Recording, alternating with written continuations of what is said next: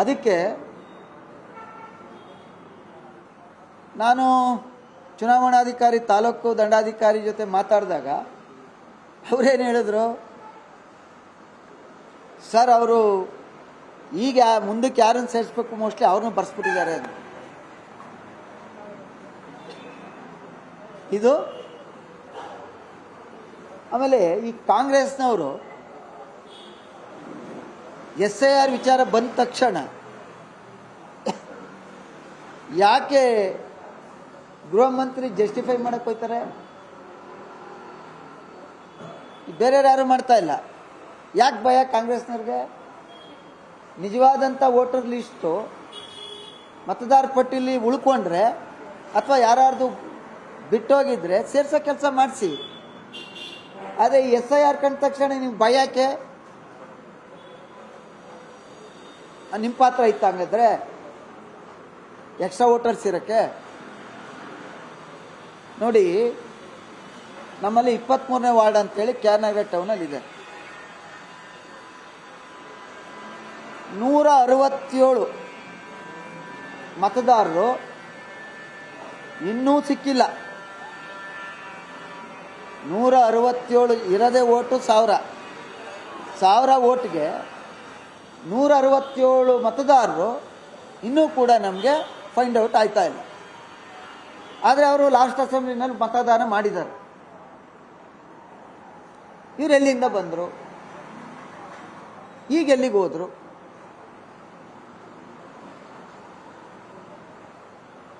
ಮುಂದೆನಾರು ಪಾರದರ್ಶಕವಾಗಿ ಚುನಾವಣೆಗಳು ಆಗ್ಬೇಕಲ್ಲ. ಎರಡನೇದು ಬಹಳ ಸುದ್ದಿ ಆಯಿತು, ಮೈಸೂರು ನಗರಾಭಿವೃದ್ಧಿ ಪ್ರಾಧಿಕಾರದ್ದು. ಸ್ನೇಹಿತರೆ, ಒಂದು ಮೈಸೂರು ನಗರಾಭಿವೃದ್ಧಿ ಪ್ರಾಧಿಕಾರದಲ್ಲಿ 50-50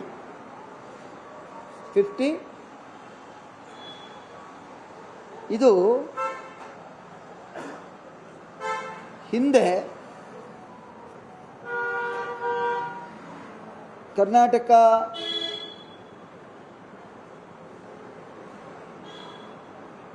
ವಿಶ್ವಸ್ತ ಮಂಡಳಿ ಇದ್ದಾಗ, ಮೈಸೂರು ನಗರ ವಿಶ್ವಸ್ತ ಮಂಡಳಿ ಇದ್ದಾಗ ಅವತ್ತೊಂದು ದಿವಸ ಸೆಕ್ಷನ್ ಇದು ಮೈಸೂರು ನಗರಾಭಿವೃದ್ಧಿ ಪ್ರಾಧಿಕಾರ ನಿಯಮ 1992 ಅಡಿನಲ್ಲಿ ಅಲಾಟ್ಮೆಂಟ್ ಆಯ್ತಿತ್ತು. ನಗರಾಭಿವೃದ್ಧಿ ಪ್ರಾಧಿಕಾರ ಆದಮೇಲೆ ಕರ್ನಾಟಕ ಫುಡ್ ಆ್ಯಕ್ಟ್ 1993ನಲ್ಲಿ ಅಲಾಟ್ಮೆಂಟ್ ಕೊಡ್ತಿದ್ರು. ಆಗ ಆ ಅಲಾಟ್ಮೆಂಟ್ನಲ್ಲಿ ಒಬ್ಬ ವ್ಯಕ್ತಿ 1 ಎಕರೆ ಭೂಮಿನ ಕಳ್ಕೊಂಡ್ರೆ 1 ನಿವೇಶನ, ಇನ್ನು 50 ಎಕರೆ ಇದ್ರೂ ಕೂಡ 4 ನಿವೇಶನ, ಅದ್ರ ಮೇಲೆ ಕೊಡೋ ಹಾಗಿಲ್ಲ. ಇದಾದ ನಂತರ 2010ನಲ್ಲಿ 60-40 ಮಾಡಿದ್ರು. ರೈತರಿಗೆ 40 ಲ್ಯಾಂಡ್ ಬಿಟ್ಕೊಟ್ರೆ ಡೆವಲಪ್ಡ್ ಏರಿಯಾ, ಪ್ರಾಧಿಕಾರಕ್ಕೆ ನಗರಾಭಿವೃದ್ಧಿ ಪ್ರಾಧಿಕಾರಗಳಿಗೆ 60 ಅಂತೇಳಿ. ಇದಾದ ನಂತರ 2014 ಆಗ 50-50 ಮಾಡಿದ್ರು. ನೋಡಿ, ಕರ್ನಾಟಕ ರಾಜ್ಯದಲ್ಲಿ ಇಡೀ ದೇಶದಲ್ಲಿ ಯಾವುದೇ ಆಕ್ಟ್ ಕೂಡ ಆದರೆ PTCL ಒಂದು ಬಿಟ್ಟರೆ ಇನ್ನೆಲ್ಲವೂ ರೆಟ್ರಾಸ್ಪೆಕ್ಟಿವ್ ಇಲ್ಲ. ಯಾವತ್ತಿನ ದಿವಸ ಕಾನೂನು ಜಾರಿ ಆಯಿತು, ರೂಲ್ಸು ಫ್ರೇಮ್ ಆಯಿತು, ಅವತ್ತಿಂದನೇ ಜಾರಿಗೆ ಬರುವಂಥದ್ದು, ಹಿಂದಕ್ಕಿಲ್ಲ. PTCL ಮಾತ್ರ ಹಿಂದಕ್ಕಿದೆ. ಇನ್ನೆಲ್ಲವೂ ಅವತ್ತಿನ ಮುಂದಕ್ಕೆ ಬರುವಂಥವು. ನೋಡಿ, ನನ್ನನ್ನು ಕುಮಾರಣ್ಣರವರು 2,200 ಬಾರಿ ಮಾಡಿದ್ರು ಆಡಿಟ್ ಆ್ಯಂಡ್ ಅಕೌಂಟ್ಸ್ ಚೇರ್ಮನ್ ಆಗಿ. ನಾನು 2017ರಲ್ಲಿ ಮೈಸೂರು ನಗರಾಭಿವೃದ್ಧಿ ಪ್ರಾಧಿಕಾರಕ್ಕೆ ವಿಸಿಟ್ ಮಾಡಿದ್ದೆ. ಆ ಸಂದರ್ಭದಲ್ಲಿ ಅವತ್ತಿನ ಆಯುಕ್ತರಾಗಿದ್ದಂಥ ಕಾಂತರಾಜು ಅವ್ರಿಗೊಂದು ಡೈರೆಕ್ಷನ್ ಕೊಟ್ಟಿದ್ದ ಕಮಿಟಿಯಿಂದ. ಒಂದು, ಕೆರೆ ಸೆಸ್ಸನ್ನ ಸಪ್ರೇಟ್ ಅಕೌಂಟ್ ಮಾಡಬೇಕು. ಎರಡನೇದು, ನಗರಾಭಿವೃದ್ಧಿ ಪ್ರಾಧಿಕಾರದಲ್ಲಿ ಎಷ್ಟು ನಿವೇಶನ ಇದ್ದಾವೆ ಅದನ್ನು ಒಂದು ಪಟ್ಟಿ ಮಾಡಿ CD ಮಾಡಿಡಬೇಕು ಅಂತೇಳಿ ಹೇಳಿತ್ತು, ಡೈರೆಕ್ಷನ್ ಕೊಟ್ಟಿತ್ತು. ಅದರಂತೆ 10,535 ನಿವೇಶನಗಳನ್ನು ರೆಕಾರ್ಡ್ ಮಾಡಿ ಅವರು ಇದಿಷ್ಟು ಮೈಸೂರು ನಗರಾಭಿವೃದ್ಧಿ ಪ್ರಾಧಿಕಾರದ ನಿವೇಶನ ಅಂತೇಳಿ ನಮ್ಮ ಕಮಿಟಿಗೆ ಕೊಟ್ಟಿದ್ರು. ಇದಾದ ನಂತರ ಏನು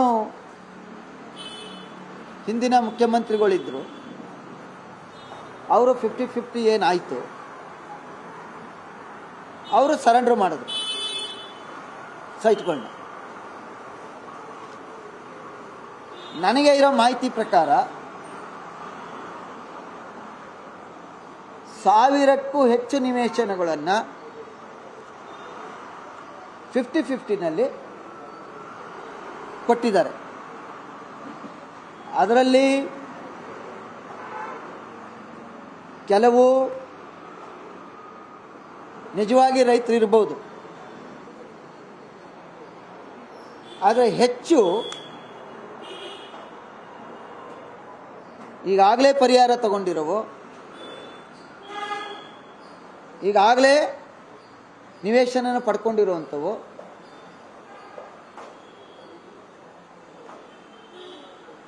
ಒಂದು ಕಡೆ ನೀರಾವರಿ ಇಲಾಖೆಯಲ್ಲಿ ಪರಿಹಾರ ತಗೊಂಡು ಪ್ರಾಧಿಕಾರಕ್ಕೇ ಭೂಸ್ವಾಧೀನ ಆಗದೆ ಉಪಯೋಗಿಸ್ಕೊಳ್ಳದೆ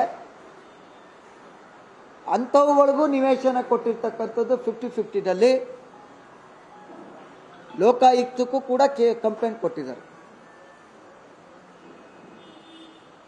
7 ಸೈಟ್ ಕೊಟ್ಟಿದ್ದಾರೆ. ಅದಕ್ಕೆ ಲೋಕಾಯುಕ್ತದಲ್ಲಿ ಇದೆ ಕಂಪ್ಲೇಂಟ್. ಒಂದು ಸತಿ 20 ವರ್ಷದಲ್ಲೇ 70,000 ಪರಿಹಾರ ಆಯ್ತದೆ, ಇನ್ನೊಂದು ಸತಿ 90 ಲಕ್ಷ ಪರಿಹಾರ ಆಯ್ತದೆ, ಮತ್ತೆ ಅದಕ್ಕೆ 7 ಸೈಟು ಕೊಟ್ಟಿದ್ದಾರೆ. ಅದು ಲೋಕಾಯುಕ್ತದಲ್ಲೂ ಇದೆ. ಇಲ್ಲಿ ಇಡಿಯವರು ಇಂತಿಂಥ ನಿವೇಶನಗಳು ಅಂತ ಹೇಳಿ ಪಟ್ಟಿ ಮಾಡಿ ಈ 1000ಕ್ಕೂ ಹೆಚ್ಚು ನಿವೇಶನಗಳಲ್ಲಿ ಖಾತೆನ ವರ್ಗಾವಣೆ ಮಾಡ್ಕೋಬಾರ್ದು, ಯಾವುದೇ ಟ್ರಾನ್ಸಾಕ್ಷನ್ ಆಗಬಾರ್ದು ಅಂತೇಳಿ ಡೈರೆಕ್ಷನ್ನ ಕೊಟ್ಟಿದ್ದಾರೆ. ಒಂದು ಆಯೋಗ ಮಾಡಿದ್ರಲ್ಲ ಕರ್ನಾಟಕ ಸರ್ಕಾರದಿಂದ, ಯಾವ ಆಯೋಗ? ದೇಸಾಯಿ ಆಯೋಗ.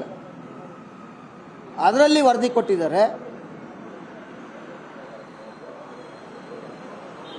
ಯಾವುದೇ 50-50ಯ ನಿವೇಶನಗಳನ್ನು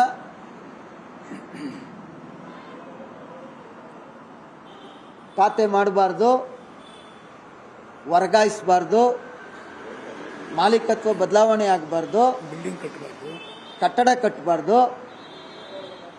ಎಲ್ಲ ನಿವೇಶನಗಳನ್ನು ಕೂಡ ಮತ್ತೆ ಸರ್ಕಾರದ ಸುಪರ್ದಿಗೆ ತಗೋಬೇಕು ಅಂತೇಳಿ ನಮ್ಮ ಮೈಸೂರಿನ ನಮ್ಮ ಆಗಿರೋರು ನಗರಾಭಿವೃದ್ಧಿ ಸಚಿವರಾಗಿ ಉಸ್ತುವಾರಿ ಮಂತ್ರಿ ಆಗಿದ್ದಾರೆ.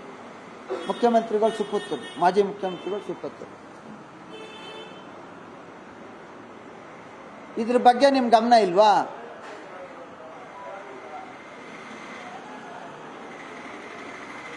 ನಿಮ್ಮ ನಿವೇಶನನೇ ನೀವು ವಾಪಸ್ ಕೊಟ್ಟ ಮೇಲೆ ಇವ್ರಿಗೆ ವಿಚಾರವಾಗಿ ಯಾಕೆ ಚಕಾರ ಎತ್ತುತ್ತಾ ಇಲ್ಲ? ಇದರಿಂದ ಯಾರ್ಯಾರಿದ್ದಾರೆ?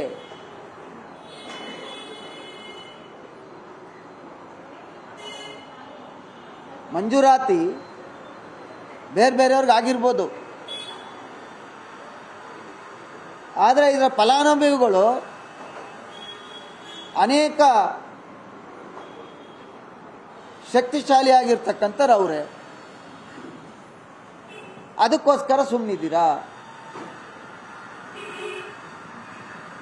ಆಯಿತು.